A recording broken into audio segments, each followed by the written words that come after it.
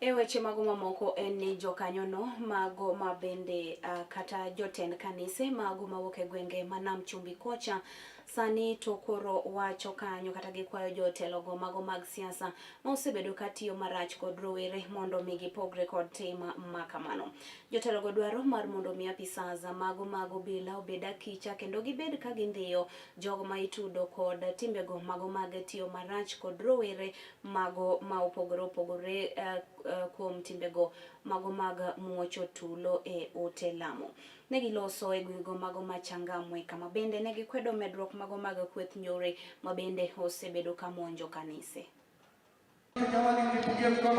Tunakashifu vitendo vya goons kuingia makanisani na kufanya uhalifu. Hiyo ni kitu ambayo hatukubaliani nayo na tunaipinga kabisa na tunailani hiyo kwa jina la Yesu. Isifanyike tena wala isifanyike tena. Kwa hivyo mahali popote vyombo vya usalama viko, wadumisha usalama, hasa wale wanaingia makanisani. Vijana msitukubali kutumika. Utapewa 1000 leo, utapewa hata 5. Huyo mtu hata kuona tena. Mwambie achukue mtoto wake kwanza mweke mbele.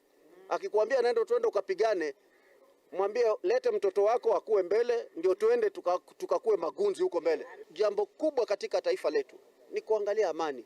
Kwa sababu kukiwa na amani kila mmoja ataweza kufanya siasa yake.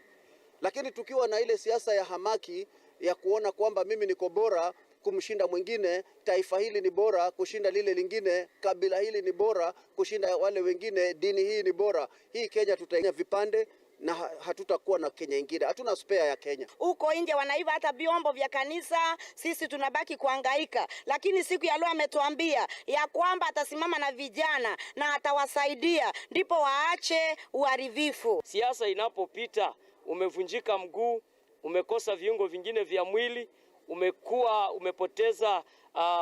umepotea kwenye familia, unaacha familia na masikitiko, unaacha familia na shida. Katika mambo ya siasa, amani inapokuwepo, Mungu ameshapeana viongozi. Na sisi wote wa Jomvu tumesema